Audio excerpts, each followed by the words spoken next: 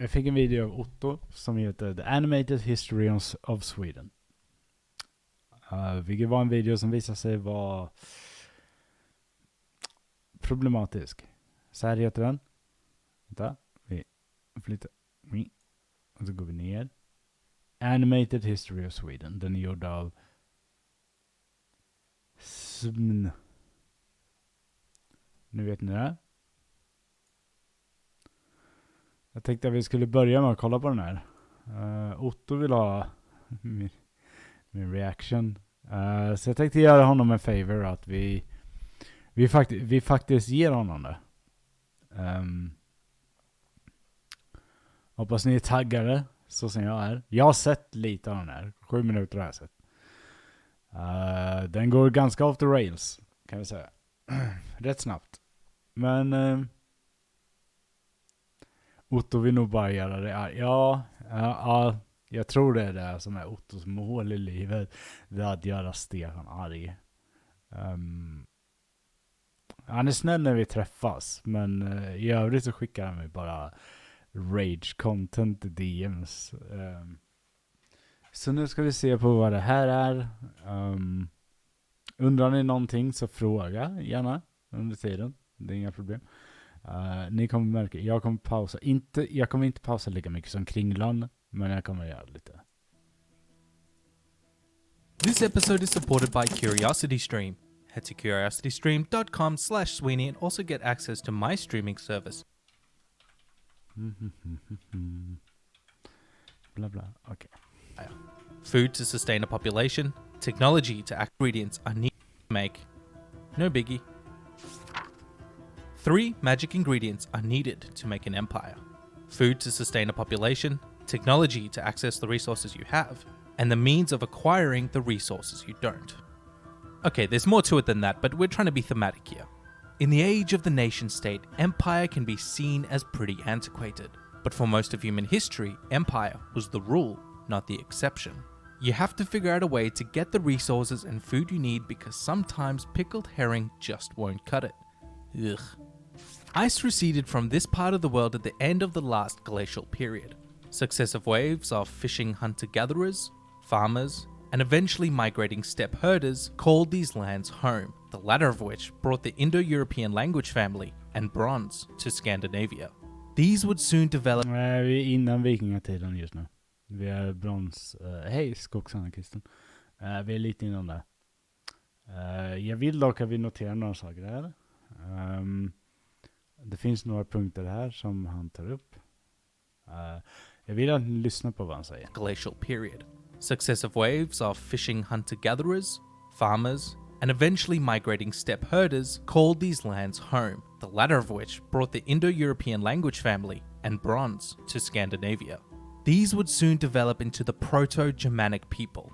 Their farming technology was pretty sophisticated. However, one thing you'll notice about Sweden is that it's bloody cold and heavily forested, meaning farmland wasn't exactly easy to come by. Det är bullshit. Om du har... Vad sa han? Scandinavia. These would soon develop into the Proto-Germanic people. Their farming technology was pretty sophisticated. Så du har pretty sophisticated farming equipment, det vill säga du har ganska avancerad liksom, lantbrukar-utrustning. Men sen så går han vidare och säger... However, one thing you'll notice about Sweden is that it's bloody cold and heavily forested, meaning farmland wasn't exactly easy to come by. Det här är inte sant. Södra Sverige som man då bosatte är extremt farmland friendly. So settlements tended to be modest fishing villages. These coastal towns made it far easier to fish, obviously, but perhaps more importantly, easier to trade over the Baltic. Grains and vegetables that couldn't be grown. Jag sa när så på vintern fiskade man och på vår och sommar så odlade man. Är det här svårt att förstå?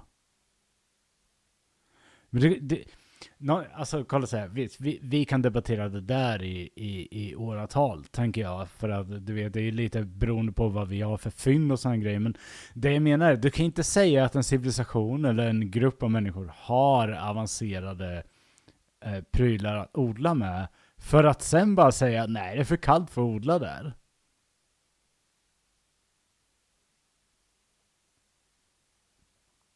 Man kan fiska på sommaren också. Ja, jo, vi kommer till kräftor och såna här grejer tror jag. Inte kanske i videon gör nog inte det, men jag kommer ta upp det lite. Men det jag menar är att du kan inte ha både advanced farming equipment och sen inte odla för att Sverige är kallt. Det är det han säger. Men det är inte svårt att hitta bra odlingsmark i Sverige. Vi har bevis för det här.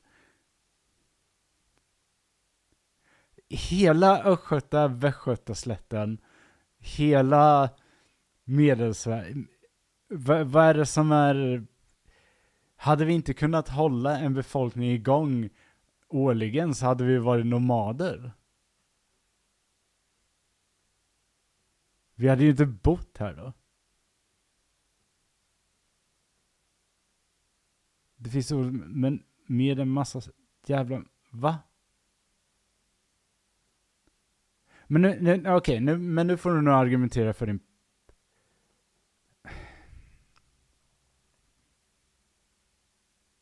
Okej, så varför har vi all den här bra odlingsutrustningen då om det då är bevisat att vi inte kan odla här på det här sättet som är uppehållande för en befolkning att bo. Vi har bott här i typ 2000 år. Det vore helt orimligt att vi bor här i 2000 år om det är svårt att odla och svårt att föda sin befolkning. För vi kommer in på det här lite senare sen när det gäller just det Viking Raids. Men liksom 14, ja, jo. Men det är inte därifrån den här videon börjar, så whatever. Men jag har problem rent historiskt och arkeologiskt att tro att vi skulle bo här om det var på något sätt svårt att liksom uppehålla en daglig rutin av mat, vatten. Det inkluderar ju då givetvis odlingar och farmar. Alltså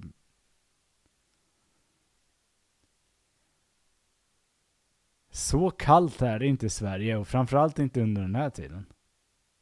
Det är kallt. Det är det absolut. Men det liksom, och som du säger, väldigt mycket sten. Okej, vi har inte mycket som pratar mycket om sten i våra historiska dokument eller hällristningar, så jag vet inte om det har påverkat så mycket. Jag säger bara så här, gå till ditt logic sense själv när det gäller typ undrar om de här människorna bodde här i vintern bara för att de gillar att lida. Jag tror inte det. På stenåldern var det en massa sten. Nej, jag orkar inte mer. However, one thing you'll notice about Sweden is that it's bloody cold and heavily forested, meaning farmland wasn't exactly easy to come by. So settlements tended to be modest fishing villages. These coastal towns made it far easier to fish, obviously, but perhaps more importantly, easier to trade over the Baltic. Grains and vegetables that couldn't be grown could now be easily transported from markets further south, thus fulfilling all three ingredients and sustaining a growing population. Welcome to the Sweeney channel, where trade is fun. Okej. Det här är ett intro. Scandia. Jättefint. Now, these weren't the only settlers of Fennoscandia. No. From the other direction arrived a completely separate group in at least Ja, vi gjorde ingenting här, Folleston. Vi importerar. Nej, vi odlade väldigt mycket här. Fennoskandia. Jag vet, det är så mycket i den här videon som är så problematiskt. Vi kommer till det, jag lovar.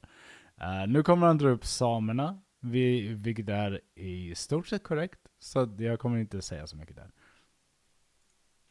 2 successive migrations, bringing with them the Fenno-Ugric languages. These were herders who followed the reindeer migration patterns and lived a primarily nomadic life similar to their ancestors. They would become the Sami, and their land is called Sapmi. They are distantly related to their cousins the Finns, and although they sometimes got lumped together with names like Finns or Lapper in Swedish, that's now fallen mostly out of favor because of Lapper är inte finnar, det är samer. Jag vet inte vad han pratar om här. its association with folks of, you know, a more colonial persuasion. Anyway, by this point you've probably realized that there's a problem. If you're almost completely reliant on trade, then what happens in times of famine or poor harvests? Well, as is human nature, during harsh times, the only option you really have is to raid and plunder for the Vänta, va? Men alltså, kolla här. Det finns väldigt stora problem med den här historieskrivningen av Skandinavien. För det första, vi var inte i tungt beroende av handel för att överleva. Jag vet inte var den här idén kommer ifrån. Jag menar, Sverige, ja det är klart det blir vikingar. Det blir väldigt mycket vikingar, romanticism här. Jag älskar vikingar. Jag kan en del, till skillnad från den här YouTubern så kan inte jag någonting om vikingar. Men jag kan en del om Skandinavien. Framförallt innan vikingarna. Och det är liksom så här. Det är klart man bedrev handel. Men under den här tiden så var det ju så här också att vi var tvungna att vara rätt självförsörjande. Det finns ingen anledning till att folk som bor, vi säger här, i där vi idag kallar för Östergötland, skulle behöva handel för att överleva. Mia, du är liberal, tyst nu. Så, men grejen är liksom, jag försöker förstå hur den här världsbilden går ihop. Och sen när man kallar det just Fennoskandia, det är så fucking cringe. nature during harsh times, the only option you really have is to raid and plunder for the food you need. And on the coasts, this means hopping in your boat, pillaging the neighboring village, or otherwise succumbing to starvation, and then they would have to hop in their boats and Or succumbing to starvation, vad fan pratar du om?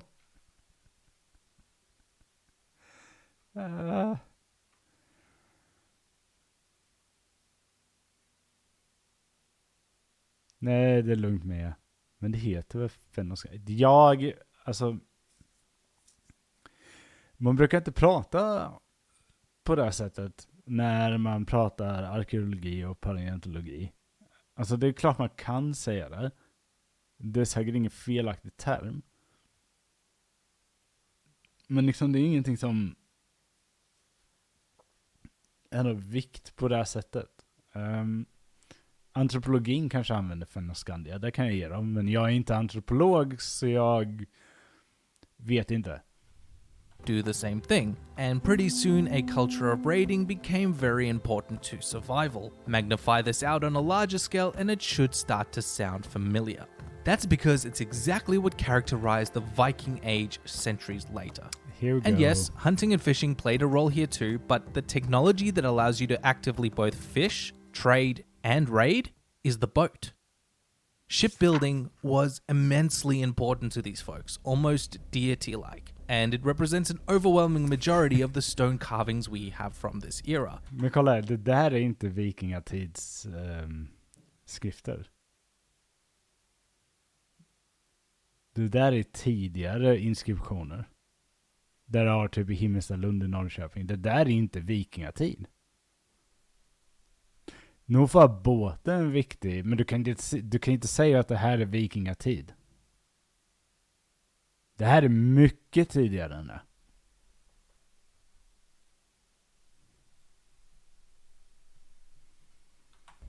Now let's just be really clear for a second. Raiding didn't replace trade here. It merely acted to supplant the resource deficits in times when it was needed. And so, in a way, the two worked in tandem to supply their population rather than relying.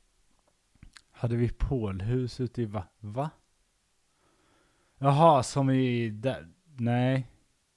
Nej, det hade vi inte. Eller, det finns några, tror jag, pålhus, men det här var ingen vanlig konstellation. Det vanligaste vi hade under vikingatiden, som jag vet att vi hade, det är långhus. Kan du sluta putta skärmen med din röv, katten?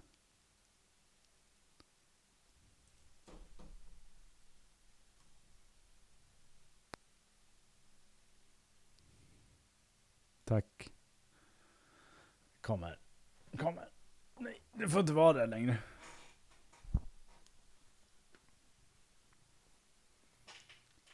Den vanligaste konstruktionen vi hade av hus är långhus. Det är en gammal europeisk tradition som vi hade också. Pålhusen är inte jättevanliga. Det finns några stycken, tror jag. On just one. And we can see examples of this throughout the written record. The Roman Empire collapsed at the hands of the Germanic invasions, famously during the late Antiquity Ice Age when access to food was becoming a bigger problem, and Germanic tribes eventually scaled up these raids in response to those increased pressures. The Great Migration period. You'll probably remember one of those tribes. Proto-Norse. Okej, intressant. Goths, also called the Gates and... Okej, nu börjar det bli intressant. Så enligt den här videon så kommer goterna, som vi känner från romersk historia, kommer alltså från Mellansverige, eller det vi kallar för Svealand. Här nere har du Småland. Och här har du Herkuli. Det är Scania. Jag vet inte vart han har fått den här kartan ifrån. Men Goths, alltså goterna, är inte... Det är inte verifierbart faktamässigt att goterna på något sätt skulle vara svenskar eller från Gotland. Alltså, jag vet. Ni har säkert läst det här också. Nu kommer säkert, men jag har läst det finns ingenting som säger att det här är någonting vi kan bygga ifrån. Vi vet inte vart goterna kommer ifrån. Det är fakta. Vi vet inte det. Vi kan gissa ut att de kanske kommer från Sverige. Eller det som idag är Sverige. Eller Gotland. Eller Gotland då, som det här borde heta. Som är då Svealand bland annat. Socialist wine. Ja, precis. Vi har ingen form av evidens för att den här bilden stämmer. Jag vill bara göra det väldigt klart för allihopa. Och han bygger väldigt mycket på den här idén. And possibly also the Jutes, but not all of them were off pillaging Rome. Most of them in fact stayed in their homeland, Sweden, forming one of its first political structures during the Iron Age. A brief lull occurred after these migrations, which makes sense, sometimes called the Vendel. Vad var det för political structure? Nej, det hade vi ingen namn för, eller?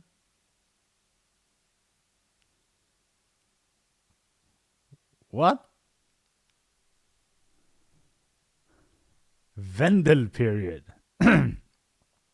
Jaha, är vi Vendel också? Period. Är vi både goter och vandaler? Probably a time when Norse religion and poetry was becoming more like what we know it today. But as the population rose and the Svea tribe consolidated in the north, the need to raid came again. This was the Viking Age.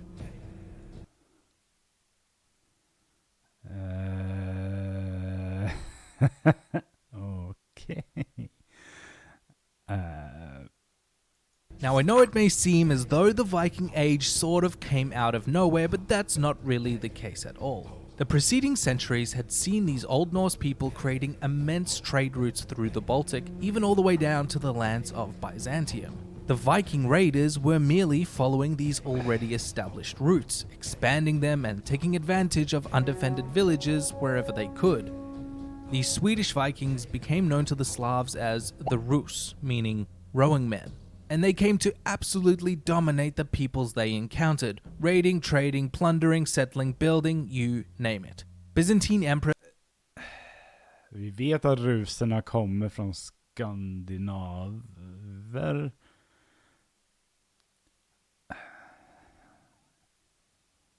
Men de pretty much var ju sina egna när de började kallas för ruser.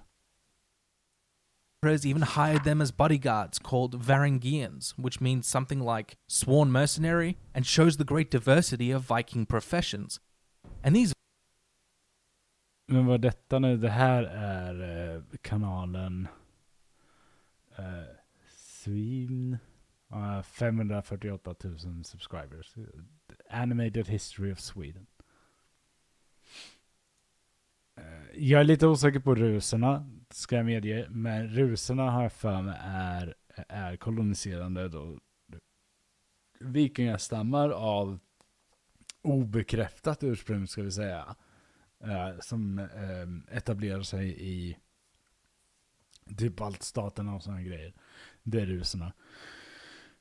Vi kan inte säga att de är svenskbesläktade, inte ens deras kungar. These Vikings got super wealthy. It's all part of the reason we have this brutal Viking caricature in our pop culture. Because at the end of the day, these pillagers were in fact pagans raiding Christian lands. And so tales and myth persisted of their tyranny both in Norse sagas and runestones and in Christian records. The Vikings were more than happy to feed into that narrative because really it made their job easier if it meant that they could get their plunder without a fight. The myth was kind of the point. We do have elaborate Viking burials which shows just how important being a warrior was to these people, but most Norsemen were merchants, not Vikings. And your average Viking themselves would just as often turn to stealth, extortion, bribery, or good old-fashioned hired wages to get the loot they wanted. Why risk fighting when losing even one battle could be a death sentence? Vikings often had rivalries with... Men då kan du ta... Okej. Då drar vi där igen. Han sa tidigare i videon att vi började raida folk, alltså göra räder, för att det var för vår överlevnad. Men nu säger han att varför skulle man göra en räd när det kunde innebära en dödsdom? För att man blir rik på det. Det låter inte som att det är samma motiv. Håll koll på ditt historiska narrativ. Det första han säger när han säger att det var för våra överlevnad, det är inte sant. När han säger att det är för våra rikedomar, det är mer sant. Other Vikings, so you kind of had to pick your battles. The whole thing was like a multitude of mafia gangs roaming the seas and rivers. Now, obviously raiding and pillaging wasn't exactly rainbows and sunshine, even if it was exaggerated a bit. And the Vikings did basically control the slave trade at this time. But the picture we paint should use all colors. Norsemen were among the most learned of their peers at the time. They spoke multiple languages, had a higher literacy rate, and were instrumental with spreading faith and customs. Had a high literacy rate? Anledningen till att vi vet om så mycket om vikingar, det är för att andra beskrev vikingar. För att vikingar hatade att skriva. Vi har så lite nedskrivet från faktisk vikingatid att det är löjligt. De flesta runstenar du ser, de är skrivna av kristna munkar långt efter att vikingar var en grej. Och det vi vet om vikingar är ofta skrivna av offrarna för vikingräder. Vikingar själva didn't give a shit. Throughout the land. Among the first converts to Christianity were raiders and traders. And our days of the week to this day are still named after Norse gods. That being the case, their homeland was eventually Christianized around the turn of the millennium, probably advanced by the vast political and economic incentives. And around the same time, the beginnings of statehood were showing up too. Nej. Den norska vikingakungen var det var säkert en Harald, jag vet inte. Han i alla fall, han blev kristnad och hotade med att mörda folk som inte gick över till kristendomen. Han gick ut och dödade folk för att de inte konverterade. Nej, det var säkert business som gjorde att folk blev kristna.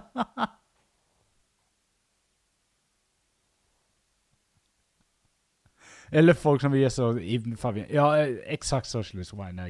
Jag borde tagit upp det exemplet med. Men viktigt är att vi vet att vikingar är utomstående beskrivet. Det är inte beskrivet av vikingar själva. Om vi nu var så literal och så hade vi skrivit ner det. Och ja, kristendomen kommer inte så mycket som ett tvång av kristna som det kom från tvång från en kristnade vikingaledare som hotade med att mörda alla som inte gick över till kristendomen. Kolla här, det här är en ganska känd grej i Norge. I Sverige är den inte det. Och det här tas väl inte ens upp här, antar jag. 3 loose political entities came to be the most powerful. 2.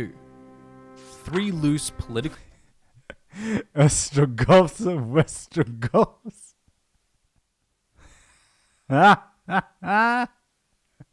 Njudung, Vedbo finns ju. Kinda finns ju. Ostrogoth. Det är klart det blev på grund av maktpolitik. Men du måste se det också att vikingakungen i Norge hade intresse i makten i England. Kunde inte tänka på Olaf den Helige. Ja, det är Olaf den Helige. Östergoth, hell yeah. Fuck yeah. Västergoth, Värmland, Uppland, Swedes.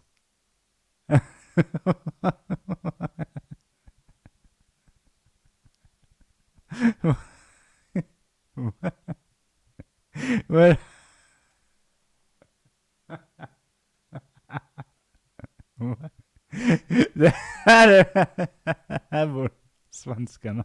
Swedes. Nu heter det Scania och Värend och Finnvänden. Visst, det här stämmer säkert. Swedes. Vad var det du sa? Vinlands saga är mer historisk. Den här videon är fruktansvärd. Entities came to be the most powerful. Ostrogothia, Westrogothia, and Svealand. Further south in, Scania was at the time inhabited by the Stinky Danes. So as not to offend any Swedes, we won't be talking about them in this episode. Each of these kingdoms had their own murky pseudo-histories that probably began in the Nordic Iron Age, but the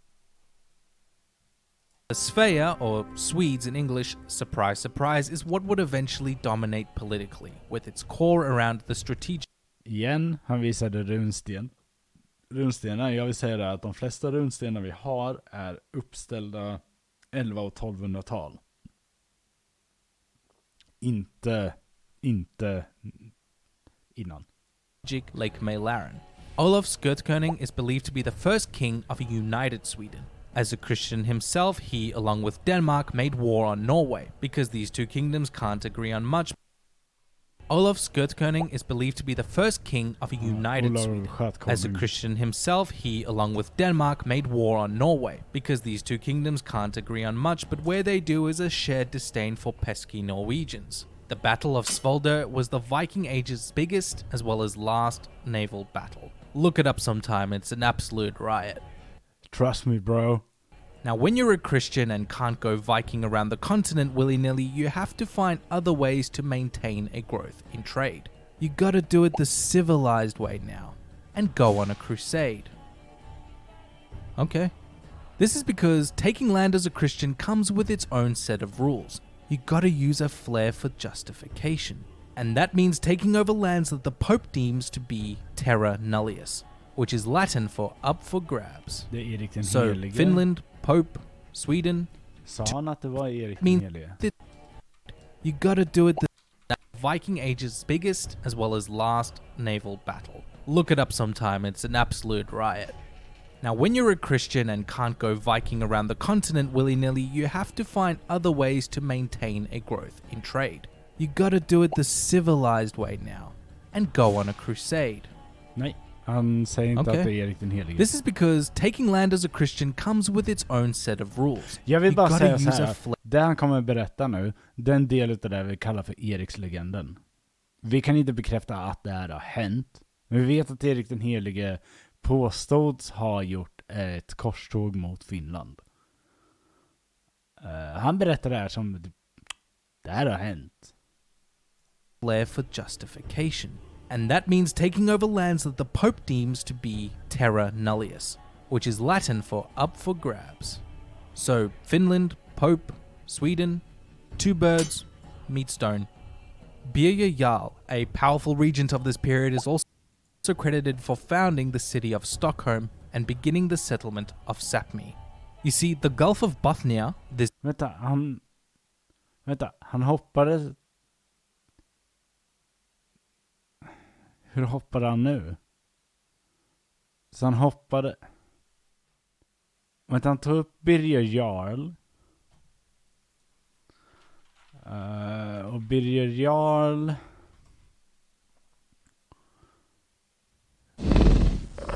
Det är ju Ja, det är nästan 100 år mellan han och Erik den helige. Och Erik den helige nämner han inte med namn. Jag ska kolla vem som följde precis. Mark Twain, tack så mycket för att du följer mig. Så han hoppar 100 år. Erik den helige till Birger Jarl är också tidshopp. Ja, det är väldigt stort tidshopp. This bit here was where most of the lucrative fur trade originated, so by settling further north on the coastline, Sweden could expand that market, while the Sami do all the hard work of fur trapping. This became a loose bureaucracy known as the Burkharls. Now, something curious about Sweden's monarchy is that it never developed into feudalism, and there's many theories as to why that is. Vänta, va? Vänta, svensk monarki utvecklas aldrig till feudalism? Va? Va? Jag tycker believing. Vi har en del av det med. Alltså, man kan inte... The average Swede was pretty individualistic, like their Viking ancestors, and were resistant to overreaching of the king. They preferred him to be more focused on foreign affairs, like crusading, and what results is that the very core of the Swedish monarchy is one of expansion and not much else. Building an empire is kind of the only power you really have at that Vänta, point. nu, vi The måste king vara was far more 1500-tal like a nu. CEO than a divinely appointed landlord like vi other måste vara estates of the 1500-tal Middle nu. Ages. And if you're not renting the king's land, then you don't really have a way of instituting feudalism. So for the time being, kings just did what they could do and conquered. Va?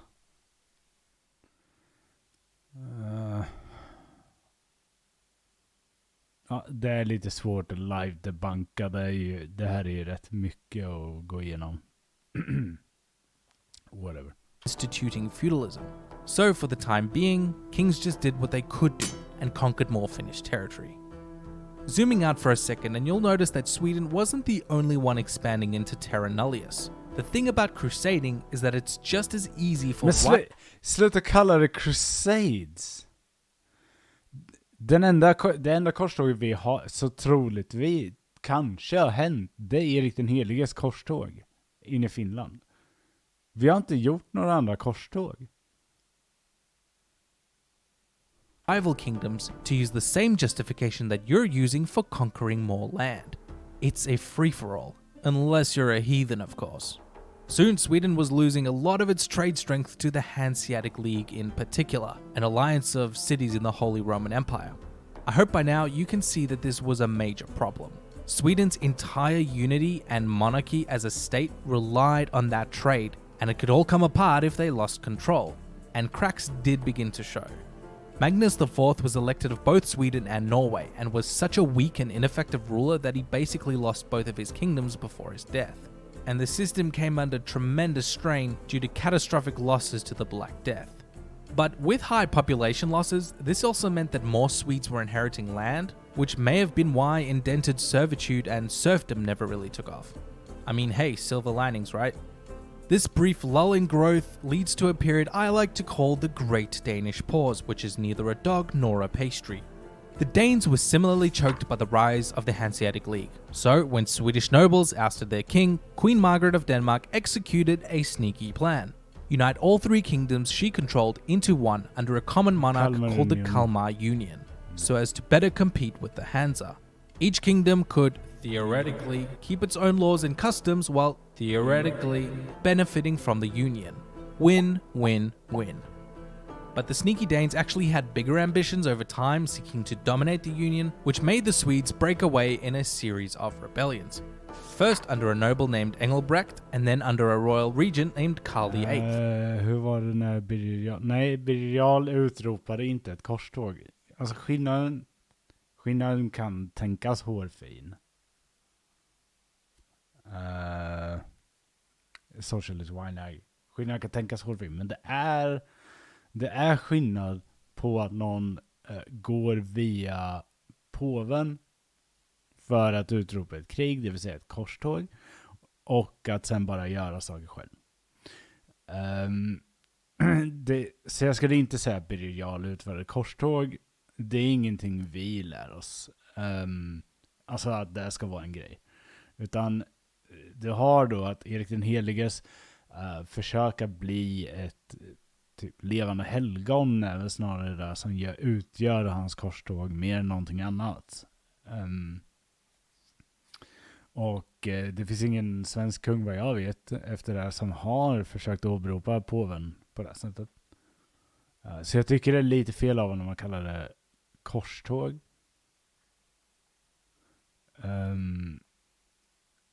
Det är bara krig. Krig kan man ju göra. Men just korståg är en väldigt specifik term. Och jag vill gärna att det särskiljs. Det har ett väldigt specifikt syfte, i alla fall i teorin.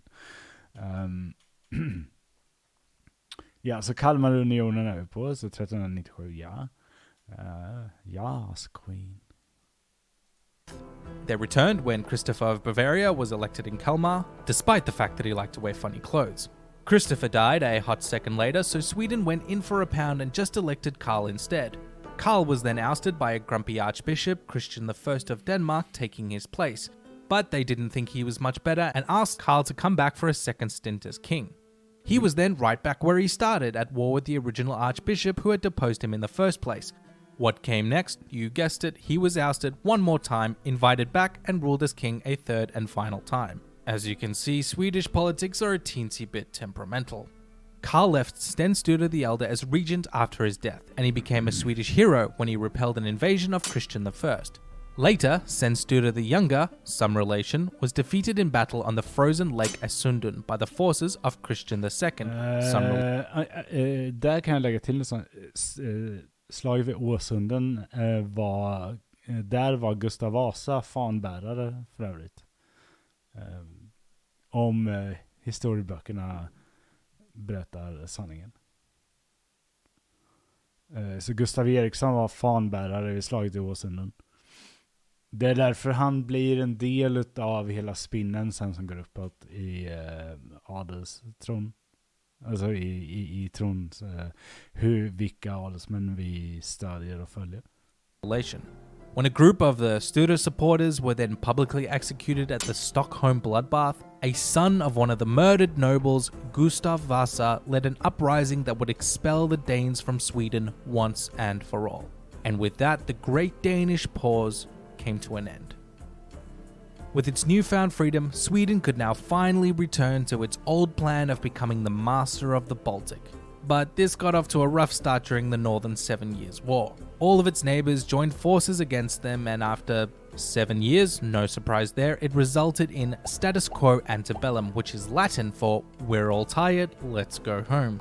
But on the other hand, the freedom now also allowed them to stick it to the Catholic Church, which means it's time for a Protestant side note. Yeah, fuck yeah. The Reformation was relatively simple in Sweden. Gustav Vasa had already been pretty friendly to Luther's ideas, but Sigismund, who was also king of Poland-Lithuania, well, not so much. Sigismund was basically a Catholic despot who cracked down heavily on Protestants in both of his realms, which led Gustav's grandson, Duke Karl, a devout Protestant, to overthrow his nephew in 1599. Sigismund would, however, remain king of Poland, which had the effect of splitting the House of Vasa in two and creating a rivalry between the two kingdoms. A real, honest-to-goodness medieval royal blood feud. Whoever said history was boring? A mere 19 years later, religious tensions in Europe broke out into all-out war. Protestant king Gustavus Adolphus, a master strategist, naturally took the... Wow, vad vi hoppar i år. Jesus Christ. Vi behöver inte se mycket mer av det där. Vi har tagit upp det värsta, tror jag. Det kan inte bli mycket värre.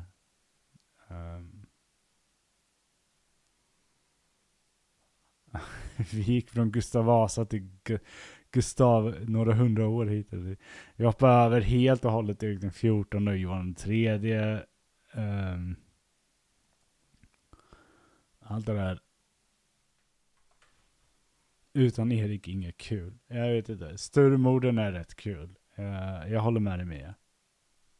Mer Sturmord, mindre Gustavus Adolphus.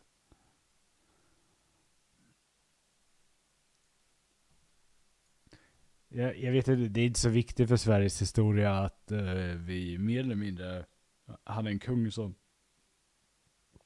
utrotade till ett adelssläkte. Jag tycker inte det är viktigt. Jag tycker att det är mediokert viktigt.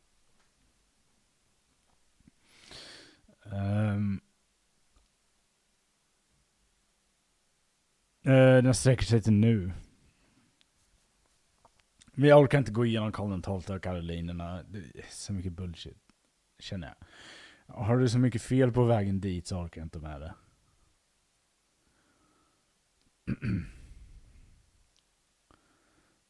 Linköpings blodbad as a tree. Ja.